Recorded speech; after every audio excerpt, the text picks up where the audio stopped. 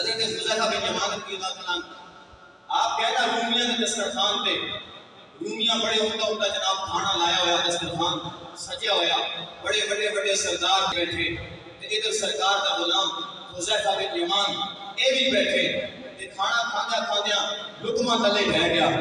تے حضرت حذیفہ بن یمان یہ نہیں کہ ایڈے بڑے سردار بیٹھے تے میں انہاں دے سامنے لقمہ تلوں کیوں چکاں نہیں حضرت حذیفہ بن یمان تلوں لقمہ چکیا تے منہ چ پان لگے آپ کے دوستوں نے ہاتھ روک لیا اور کہنے لگے اے حذیفہ بن یمان تھوڑا ہوش کر اتنے بڑے رومیاں دے سردار بیٹھے انہاں دی موجودگی تساں اے حرکت کرسو کہ لوگ کی آکھسن کہ محمد عربی دے غلام بھوکے انہاں تے روٹی نہیں لگی کلوں چک کے کھا رہے ہیں کہ حضرت حذیفہ بن یمان آپ چلا نہیں چاہ رہے کہو میرے سنگیوں میں ہاتھ چھوڑ دو میں انہاں سرداراں دی خاطر اپنے نبی کی سنت نہیں چھوڑ سکتا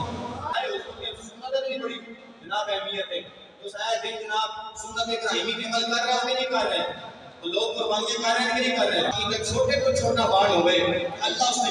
بڑی نیکی عطا فرماتا لیکن سرکار فرمایا میرے غلاموں کہ پوری کائنات کا وزن وہ جناب اسی میزان میں ایک پلڑے سے رکھ دے وہ کہ محمد عربی کی فجر کی سنتاں ایک پلڑے سے رکھ دے وہ فرمایا ساری کائنات کا وزن کم ہو جاسی محمد عربی کی فجر کی سنتاں کا وزن بھاری ہو جاسی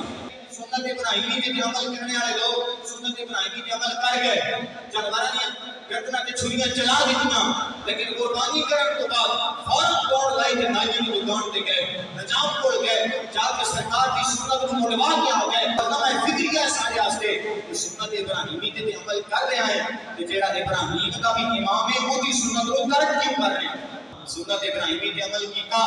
لیکن ابراہیم کے امام کی سنت کو ترک کیتا چھری چلا کے سنت ابراہیمی کو زندہ کیتا داڑھی منڈا کے مصطفیٰ کی سنت کو قتل کیتا یہ ایمان والا نشے ہے